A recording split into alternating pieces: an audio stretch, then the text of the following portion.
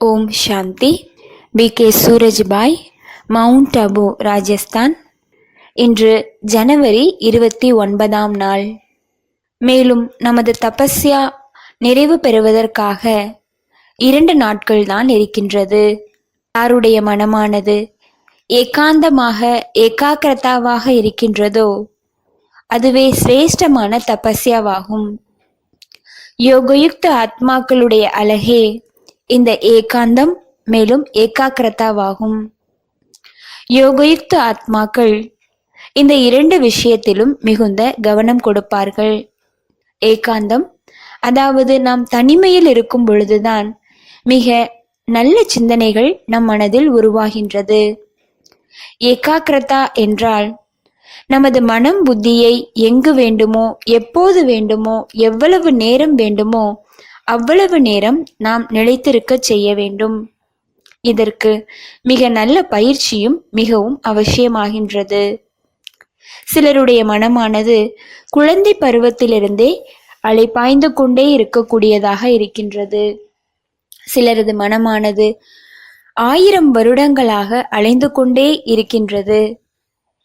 எனவே இந்த மனதை ஒருமுகப்பாடான நிலையில் வைத்திருப்பது ஒரு மிகப்பெரிய சவாலாகும்.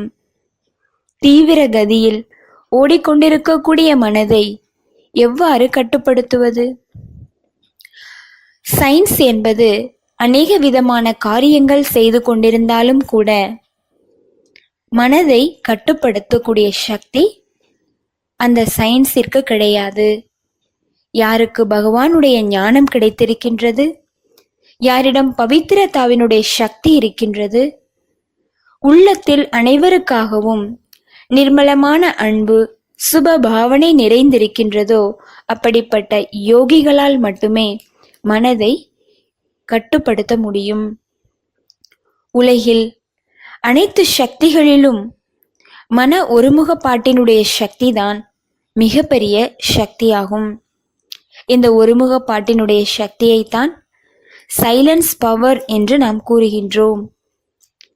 அமைதி சக்தியின் மூலம்தான் ஆத்மாவானது சக்திசாலியாக ஆகின்றது, மனம் அமைதி அடைகின்றது.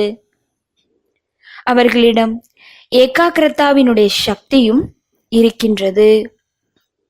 மேலும் அந்த ஏகாக்கிரதாவினுடைய சக்தி உடையவர்கள் அவர்கள் எழுப்பக்கூடிய ஒவ்வொரு எண்ணங்கள் கூட வெற்றியை அடைய வைக்கக்கூடியதாக இருக்கின்றது. அவர்கள் ஓடிக்கொண்டிருக்கக்கூடிய ரயிலை கூட நிறுத்த வேண்டும் என நினைக்கும் போது அதை நிறுத்த முடியும். காற்று வேகமாக வீசிக்கொண்டிருக்கின்றது. அவர்கள் அந்த காற்றிற்கு கட்டளையிடுகின்றார்கள், ஹே காற்றே, நீ சாந்தியாக வீசுவாயாக. அப்போது அந்த காற்றினுடைய வேகம் கூட குறைந்து சாந்தியானதாக ஆகிவிடும். மிக அதிகமான வெப்பம் இருக்கின்றதென்றால் உடனே இயற்கைக்கு கட்டளை கொடுக்க வேண்டும், ஹே இயற்கையே, நீ சுகம் கொடுப்பவராக ஆகுவாய்.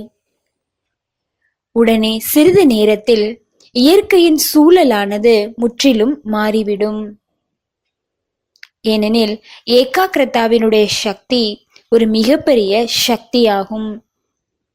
இதன் மூலம்தான் ஆத்மாவானது இயற்கைக்கே எஜமானனாக ஆகின்றது. ஆனால் எல்லோராலும் இந்த ஒருமுகப்பாட்டினுடைய ஸ்திதியில் நிலைத்திருக்க முடிவதில்லை. யார் தன்னுடைய மனம் புத்தியை ஒருமுகப்பாட்டில் வைத்திருக்க விரும்புகின்றார்கள், அவர்கள் இந்த புத்தி என்பதுதான் 3வது கண் என்பதை அறிந்து கொள்ள வேண்டும். ஏனெனில் புத்தியில் அழுக்கு என்பது இருக்கின்றதென்றால் மனம் ஒருமுகப்பாட்டில் நிலைத்திருக்க முடியாது. மனதில் அநேக சங்கல்பங்களின் ஓட்டம் அதிகமாக இருக்கின்றது. மனம் அலைபாய்ந்து கொண்டிருக்கின்றது. இங்கு அங்கு பார்க்க வேண்டும் என்ற எண்ணம் இருக்கின்றது. பிறருடைய செயல்பாடுகளை பார்ப்பது, தீய படங்களை பார்க்க வேண்டும் என்ற விருப்பம், தொலைக்காட்சி பார்க்க வேண்டும், தொலைபேசியினுடைய விஷயங்களை பார்க்க வேண்டும், இது போன்ற தவறான எண்ணங்கள் அவர்களுடைய மனதில் வருகின்றதென்றால் அவர்கள் என்னால் மனதை ஒருமுகப்படுத்த முடியவில்லை என்று கூறுவார்கள். அவர்களுடைய மனம் ஒருபோதும் ஒருமுகப்பாடு அடையவே முடியாது. ஆனால் யார் முகமுடையவர்களாக, சர்வம்ச தியாகியாக, வீணான ஆசைகளை தியாகம் செய்யக்கூடியவர்களாக, விகார உணர்வுகளை அழிக்கக்கூடியவர்களாக இருக்கின்றார்களோ அவர்களால் மட்டுமே ஏகாக்கிரதாவினுடைய ஸ்திதியில் நிலைத்திருக்க முடியும். ஆனால் இதற்கு மிக நீண்ட கால பயிற்சியும் மிகவும் அவசியமாகின்றது. அடிக்கடி பயிற்சி செய்வதினால் நமது உள்ளம் ஒருமுகப்பாடு ஏற்பட்டு அனைத்து காரியங்களையும் செய்வதில் சகஜமானதாக ஆகிவிடும். எனவே இன்றிலிருந்து நம் மனதில் இந்த சக்தியை அதிகப்படுத்த வேண்டும் என்ற எண்ணத்தை கொண்டு வருவோம். இதற்கு ஞானத்தினுடைய பலம் மிகவும் அவசியமாகின்றது. ஞானத்தினுடைய மிக நல்ல பாயிண்ட்ஸ் நமது புத்தியில் ஓடிக்கொண்டே இருக்க வேண்டும். அப்போது அனைத்து சங்கல்பங்களும் சாந்தியாகிவிடும், வீணான எண்ணங்கள் அழிந்துவிடும். சிரேஷ்டமான சங்கல்பங்கள் தான் நம் மனம் மற்றும் புத்திக்கான ஒரு சத்தான உணவு போன்றதாகும். இந்த சத்தான உணவு இல்லாமல் தான் மனமானது அலைந்து கொண்டு, மனம் புத்தியானது தாகத்தில் பட்டினியில் இருக்கின்றது. முழு நாளும் நாம் இந்த ஒருமுகப்பாட்டினுடைய சக்தியை அதிகரிப்பதற்காக பாபாவிடமிருந்து மிக நல்ல அனுபவங்களை அடைவதற்கான சிறு சிறு ட்ரில் பிராக்டிஸ் செய்யலாம். 5 நிமிடங்கள் தன்னுடைய ஆத்மீக சுரூபத்தை பாருங்கள். தன்னுடைய ஆத்மீக சுரூபத்தை பற்றிய சங்கல்பங்களை செய்து கொண்டிருங்கள். நான் சுயராஜ்ய அதிகாரி. என்னிடமிருந்து நாலாபுறமும் கிரணங்கள் பரவிக்கொண்டிருக்கின்றது.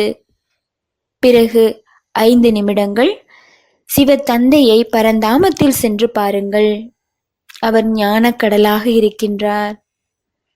அவரை பற்றிய சங்கல்பங்களை 5 நிமிடங்கள் செய்து கொண்டிருங்கள். பிறகு 5 நிமிடம் தன்னை பாருங்கள். பிறகு 5 நிமிடம் பாபாவை பாருங்கள். பிறகு இதே பயிற்சியினை 10 நிமிடங்களாக செய்து கொண்டிருக்கலாம். பாபாவை பற்றி, பாபா அன்பு கடலாக, பவித்திர கடலாக, சர்வ சக்திவானாக இருக்கின்றார். இது போன்ற ட்ரில் பயிற்சியை அடிக்கடி செய்து கொண்டிருங்கள். ஒரு நாளில் 3 முறையாவது இந்த பயிற்சி செய்யுங்கள். அப்போது உள்ளம் ஆழ்ந்த அமைதியில் ஒருமுகப்பாடு உடையதாக ஆகிவிடும். ஓம் சாந்தி.